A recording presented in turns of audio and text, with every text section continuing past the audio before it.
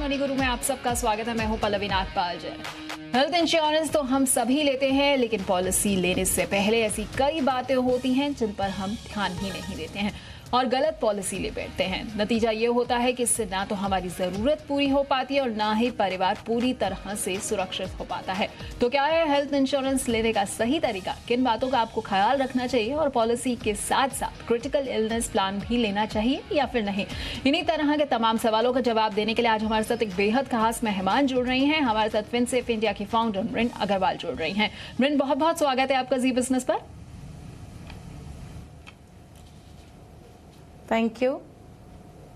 तो सबसे पहले जरा ये बताइए कि भारत की अगर हम बात करते हैं, यहाँ पर हम देख रहे हैं चूंकि लाइफ एक्सपेक्टेंसी जो है वो बढ़ती जा रही है और ऐसे में यहाँ पर हम अक्सर देखते हैं कि लोग जो है अब उन्हें कहीं ना कहीं थोड़ा सा आगे जाके बुढ़ापे में आके बीमारियां भी जो है वो लंबी लंबी घेर रही हैं। और वैसे भी यहाँ पर पोल्यूशन इतना ज्यादा हो चुका है कि हम हर दूसरे तीसरे दिन बीमार भी हो जाते हैं। तो ऐसे में जो ये मेडिकल खर्चा पूरा होता है आजकल कितना होता है, क्या मेडिकल खर्चे की लागत आती है?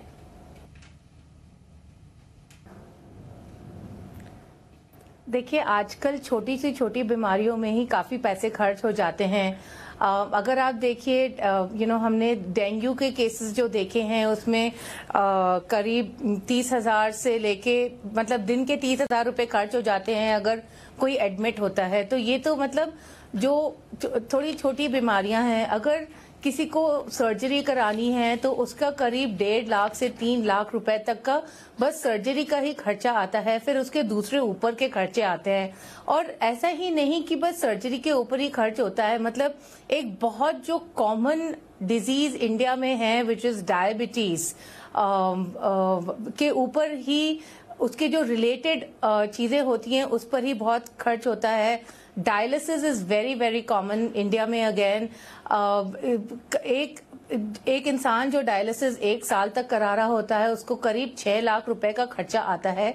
और जैसे आपने कहा कि जो मेडिकल एक्सपेंसेस की जो महंगाई है वो बढ़ती ही जा रही है। The inflation on medical expenses is around 15 to 20% per year. तो काफी ज्यादा खर्चा आ जाता है मेडिकल कॉस्ट को लेकर। And the biggest issue is कि ये जो खर्चे आते हैं ये बहुत अनएक्सपेक्टेड तरीके में आते हैं। बिल्कुल, ये अनएक्सपेक्टेड ही होता है। अक्सर हमने देखा है कि कभी कोई व्यक्ति बीमार हो जाता है या जैसा कि आपने जिक्र भी किया कि डेंगू जैसी बीमारी जो होती है वो तो खैर आजकल बहुत आम हो चुकी है और छोटी छोटी बीमारियां जो हैं वो हमारा लंबा लंबा बड़ा बड़ा खर्च भी करा देती है। लेकिन तो ऐसे में आखिरकार कितनी जो है हमें इंश्योरेंस की रकम रखनी चाहिए? अमूमन एक व्यक्ति के लिए 1 साल के लिए मेडिकल इंश्योरेंस कितना होना चाहिए? देखिए, मेडिकल इंश्योरेंस अगेन आपको अपनी फैमिली के साइज के हिसाब से लेना पड़ेगा। मतलब आपके कितने डिपेंडेंट्स हैं, आपके पेरेंट्स डिपेंडेंट्स हैं या नहीं। जो एवरेज इंश्योरेंस इंडिया में है, स्पेशली जो ग्रुप मेडिकल कवर्स हैं, विच इज जो लोग ऑर्गेनाइज सेक्टर में काम कर रहे हैं उनके लिए जो ग्रुप मेडिकल कवर है उसका एवरेज करीब 2 लाख का कवर है इंडिया में। तो आई थिंक जो आपको कवर लेना पड़ेगा वो आपको अपने ये ध्यान में रखना पड़ेगा कि एक तो आपकी फैमिली की मेडिकल हिस्ट्री क्या है, दूसरी आपके कितने डिपेंडेंट्स हैं, पेरेंट्स का कवर है कि नहीं। बट एटलीस्ट आपको एक 20 लाख रुपए का, अगर एक फैमिली है 4 लोगों की, तो एटलीस्ट एक 20 लाख रुपए का आपको हेल्थ इंश्योरेंस का कवर जरूरी है लेना। वो इसीलिए कि जो बड़ी बीमारियां होती हैं इंडिया में उसमें आपको बहुत ज्यादा पैसे लग जाते हैं उन बीमारियों में। बिल्कुल, तो बड़ी बीमारियां जो हैं उनमें आपका खर्चा भी बड़ा हो जाता है, इसलिए परिवार के लिए 20 लाख रुपए तक अगर आप हेल्थ इंश्योरेंस लेते हैं तो आपके लिए बेहतर रहेगा। लेकिन आजकल हमने ये भी देखा है कि पॉलिसी के साथ जो है वो टॉपअप प्लान्स भी काफी आते हैं। तो इनका क्या मतलब होता है? टॉपअप प्लान्स को कब हमें शामिल करना चाहिए अपनी पॉलिसी के साथ? टॉपअप प्लान मतलब आप ज्यादा इंश्योरेंस ले सकते हैं। तो ये भी काफी बेनिफिशियल रहते हैं टॉपअप प्लान्स, क्योंकि इसमें जो सबसे बड़ा एडवांटेज वो ये रहता है कि इसमें ज्यादातर वेटिंग पीरियड्स वगैरह नहीं रहते हैं। तो टॉपअप प्लान भी सोच सकते हैं लेने के लिए एक हेल्थ इंश्योरेंस के ऊपर। बिल्कुल, तो टॉप अप प्लान भी जो है आप ले सकते हैं हेल्थ इंश्योरेंस के ऊपर, इससे कहीं ना कहीं आपके लिए फ़ायदा ही रहेगा। लेकिन हम अगर क्रिटिकल केयर की बात करें तो क्या इन तमाम हेल्थ इंश्योरेंस पॉलिसीज़ के साथ हमें क्रिटिकल केयर भी मिलती है? एब्सोल्युटली, ये बहुत ज़रूरी है क्रिटिकल इलनेस पॉलिसी। सबसे पहले तो ये पॉलिसी या तो आप अलग से ले सकते हैं या आप अपने लाइफ या हेल्थ इंश्योरेंस कवर के साथ में ले सकते हैं। बट जैसे मैंने कहा कि आपके पास 20 लाख का कवर होना चाहिए, उसके अलावा आपको एक 10 या 20 लाख का क्रिटिकल इलनेस का कवर भी होना चाहिए। अगर हम क्रिटिकल इलनेस कवर की बात करते हैं तो इनमें कौन कौन सी बीमारियां जो हैं वो शामिल होती हैं और कितने तक का जो है हमें प्लान लेना चाहिए?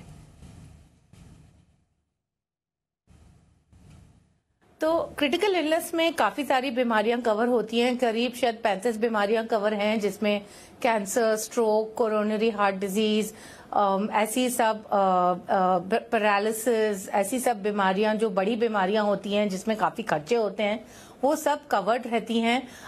अगेन ऐसे जैसे मैंने कहा, इसमें दो तीन चीजें, तो क्रिटिकल इलनेस में क्या होता है कि अगर आपको ये बीमारी हुई और तो आपको एक लमसम अमाउंट आ जाता है।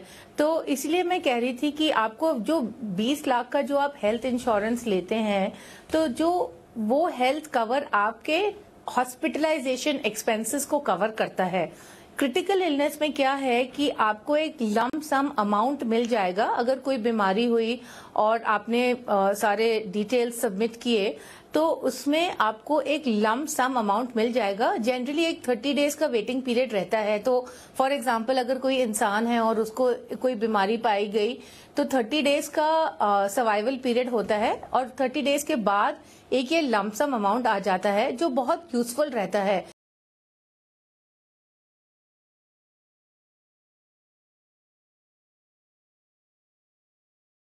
There are lot of other things, जैसे for example if you need a veg, या अगर आपको होम केयर की जरूरत है, तो ये सब जो सारे खर्चे हैं, इन सब खर्चों के लिए ये क्रिटिकल इलनेस का जो अमाउंट आता है वो बहुत जरूरी है। दूसरी बात है कि कभी कभी अगर the prime earning member of the family को इलनेस हो जाए और फिर वो काम नहीं कर पाए और इनकम रुक जाए, तो जो क्रिटिकल इलनेस का अमाउंट आता है वो इन रेगुलर खर्चों में भी यूज हो सकता है फिर।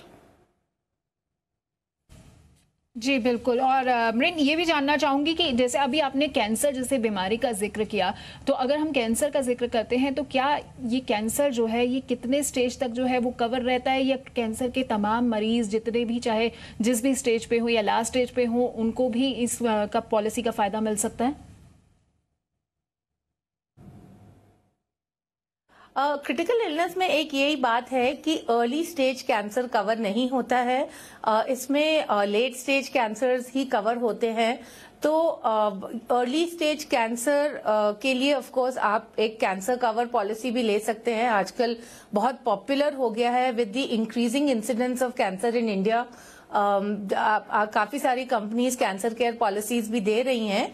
तो अगर आप कैंसर की पॉलिसी लेते हैं, उसमें अर्ली स्टेज और any stage of cancer is covered, but जो क्रिटिकल इलनेस है उसमें early stage cancer is not covered, and also some types of cancer like skin cancer and all may not be covered. तो बिल्कुल इस चीज़ का आपको खास ख्याल रखना होगा कि क्रिटिकल इलनेस कवर में जो है कैंसर जो है वो पहली स्टेज से या अर्ली स्टेज से कवर नहीं होगा, बल्कि लेटर ऑन स्टेज से कवर होगा। तो ऐसे में अगर आप कैंसर पॉलिसी लेंगे तो आपके लिए कहीं बेहतर रहेगा। खैर, इस बीच में हमारे साथ अमृन एक कॉलर भी जुड़ गए हैं, पहले उनके पास चलते हैं। अक्षय कुमार हमारे साथ जुड़े हैं भुवनेश्वर से। अक्षय जी, बहुत बहुत स्वागत है आपका। जी मैडम, शुभ संध्या। जी मैडम, मेरा अपना 3 सवाल क्वेश्चन पूछिए। है। हाँ मैडम, मेरा 3 क्वेश्चन है। पहला क्वेश्चन है कि टर्म प्लान, टर्म इंश्योरेंस के बारे में। टर्म इंश्योरेंस लेने से पहले क्या क्या बारीकियां हैं जिसको कस्टमर को जानना जरूरी है। नंबर 2, एक टर्म प्लान जब हम लेते हैं तो एक कंपनी से, मतलब 1 करोड़ का मैं टर्म प्लान लेना चाहता हूँ, तो 50-50 लाख करके 2 टर्म प्लान लेना ठीक है अलग अलग कंपनी से, ना एक कंपनी का 1 करोड़ ले लेना ठीक रहेगा? और तीसरा क्वेश्चन है जो वेरी इंपॉर्टेंट क्वेश्चन, कि टर्म इंश्योरेंस के बारे में हम हर प्रोग्राम में डिस्कस करते हैं, लेकिन कभी ये डिस्कस नहीं करते हैं कि इसका जो डॉक्यूमेंटेशन प्रोसेस होता है, टर्म जब क्लेम किया जाता है उस टाइम में कस्टमर नहीं रहता है, वो उसका डेथ हो जाता है और नॉमिनी क्लेम करता है, उसके लिए क्या क्या प्रॉब्लम आ सकता है और उस टाइम में क्या क्या डॉक्यूमेंट रेडी करके रखना चाहिए, उसके बारे में थोड़ा सा डिस्कस करेंगे तो बहुत अच्छा होगा मैडम।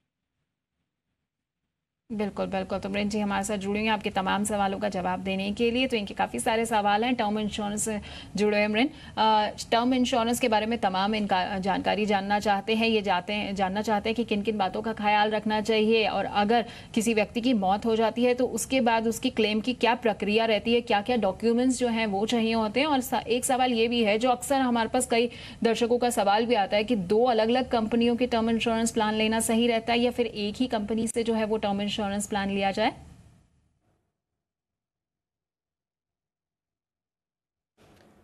तो पहला सवाल कि टर्म इंश्योरेंस लेने के पहले क्या ध्यान में रखना चाहिए।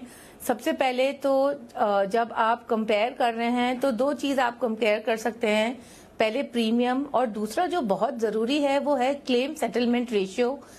ये नंबर आप गूगल करेंगे तो आपको मिल जाएगा। ये क्या तो इसका क्या मतलब है कि अगर कंपनी के पास 100 क्लेम आए और उन्होंने कितने सेटल किए। जनरली जिन कंपनीज ने 90% के ऊपर सेटल किया है वो कंपनीज ज्यादा अच्छी मानी जाती हैं। तो आप 2 चीजें देख सकते हैं कि क्या क्लेम सेटलमेंट रेशियो है और क्या प्रीमियम है। उसके पहले जो एक और चीज बहुत जरूरी है कि आप correct amount of term cover भी लें। ज्यादातर हम देखते हैं कि लोग ऐसे ही मतलब कुछ भी ले लेते हैं।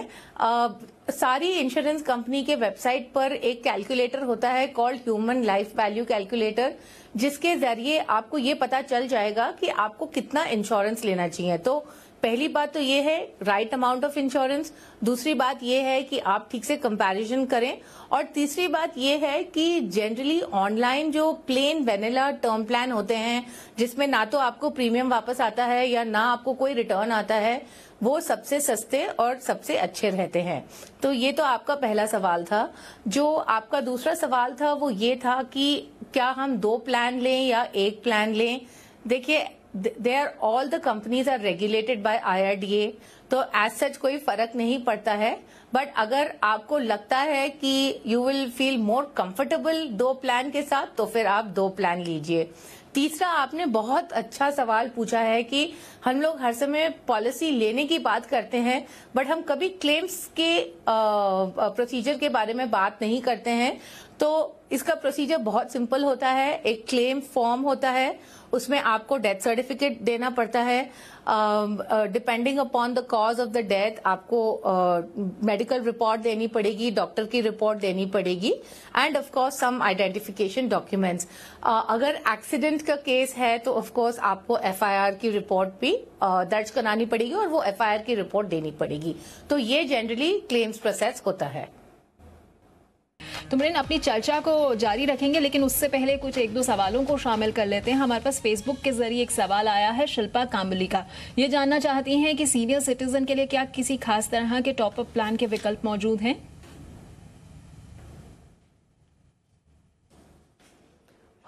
नहीं, ज्यादा तो नहीं है बिकॉज जनरली अगर आप देखिए तो इंश्योरेंस नॉर्मली मतलब 60 के ऊपर काफी एक्सपेंसिव हो जाता है, तो इतने नहीं है ऑप्शंस। तो शिल्पा जी, ज्यादा ऑप्शंस आपके लिए अवेलेबल नहीं है। उम्मीद करते हैं आपको आपके सवाल का जवाब जो है वो मिल गया होगा। खैर, अपनी चर्चा को मृन आगे बढ़ाते हैं। अब बात करते हैं ऑप्टिमल कवर की। आखिरकार ये कैसे जो है कवर हासिल किया जा सकता है और इसकी तमाम बारीकियां क्या हैं?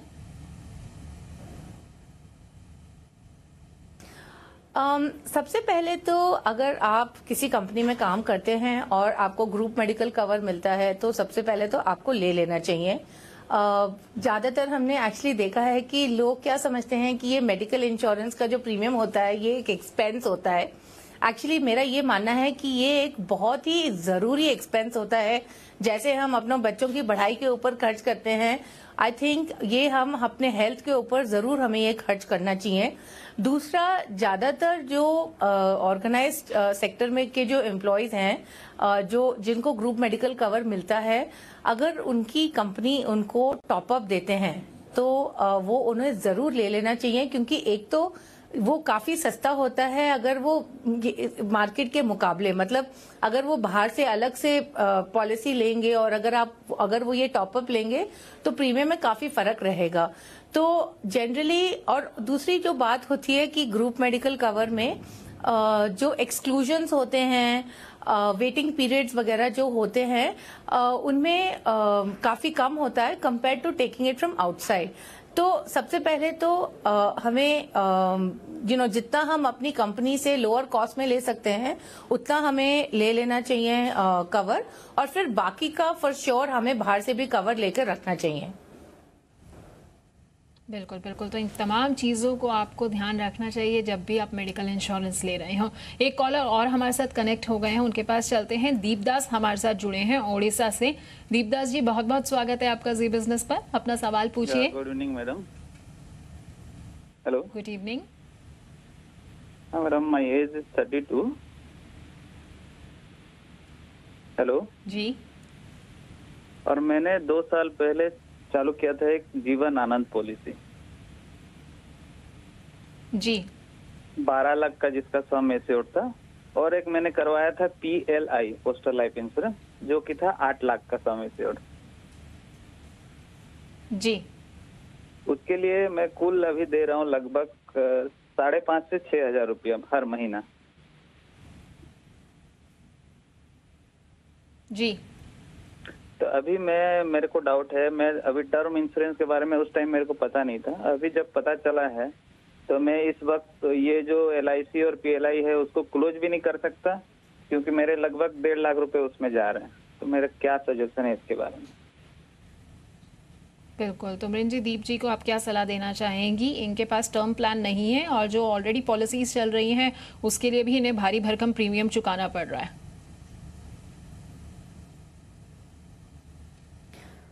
देखिए, इसको तो आप बंद नहीं कर सकते हैं, बट अगर आप देखें, एक थंब रूल रहता है कि normally you should take 10 times of your salary as the cover. तो थोड़ा आपको अपना कवर तो बढ़ाना ही पड़ेगा, एंड जो आप अपना कवर बढ़ाएंगे वो आप जरूर एक ऑनलाइन टर्म प्लान ले लीजिए उसके लिए। अभी इसका तो हम कुछ ज्यादा कर नहीं सकते हैं, बिकॉज आप बंद भी नहीं कर सकते हैं क्योंकि आपको ज्यादा कुछ वापस नहीं मिलेगा। तो ये आप जारी रखिए, और जो बैलेंस अमाउंट का है आप एक ऑनलाइन टर्म प्लान ले लीजिए। जनरली अगर आप देखेंगे तो आपकी एज के लिए 50 लाख का टर्म प्लान आपको करीब 8,000 रुपए साल का भरना पड़ेगा 50 लाख के लिए। तो आप थोड़ा रिसर्च करके एक ऑनलाइन टर्म प्लान ले लीजिए। बिल्कुल, तो दीप जी आपके लिए बेहतर ये रहेगा कि 8 से 10,000 रुपए का बस आपको प्रीमियम भरना है और 50 लाख रुपए का एक टर्म प्लान जरूर अपने पोर्टफोलियो में शामिल कर लीजिए। बहुत बहुत शुक्रिया मृन जी हमारे साथ जुड़ने के लिए और हमारे दर्शकों को मेडिकल इंश्योरेंस से जुड़ी तमाम बारीकियां समझाने के लिए। तो आज की खास पेशकश में इतना ही।